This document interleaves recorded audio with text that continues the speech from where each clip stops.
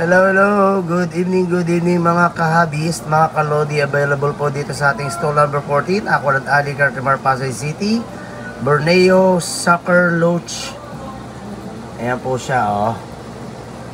Ayan ang itsura niya po pagka tinignan natin yung kanyang yan, yung kanyang surface. Ganyan na itsura niya. Pero pagka naman nakadikit sa salamin, ito ang kanyang itsura.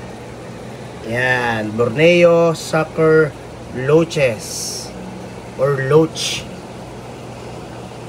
So yan, available po dito. Yan, ang sukat po ng ating Borneo Soccer Loaches ay less than 2 inches. So ilang piraso lang din po yung in-order natin. Okay, so pasyal na po kayo dito kung need nyo po ng gantong klaseng isda.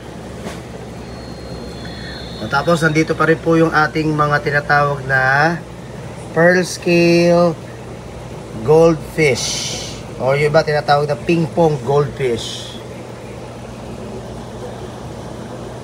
Okay, kidlose up ko lang po maigi ha, hindi sila malaki. Ang sukat lamang po nila from head to tail less than 1.5 inches. Ang ganda nila, oh, bilog na bilog talaga eh, oh. Kakatawa yung itsura, oh. Ang liit ng ulo pero katawan, oh. Butete, oh. Yan pa, oh. Ayan sila, oh. Cute. Kakatawa itsura.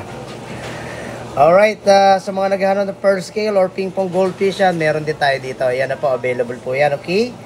So sa mga naghahanap ng Coolie Loach, yan, dumating na po ang ating Coolie Loach.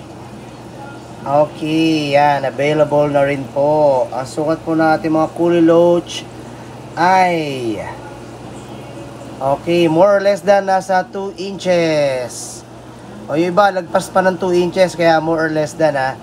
Alright, so pasyal na po kayo dito sa stall number 14, Aqualand Alley, Cartimar, Pasay City, para po sa inyong mga needs. Baka may mga iba pa kayong kailangan. Alright. Okay, Ping Imson here. Magandang gabi po. Maraming salamat po. Bye-bye.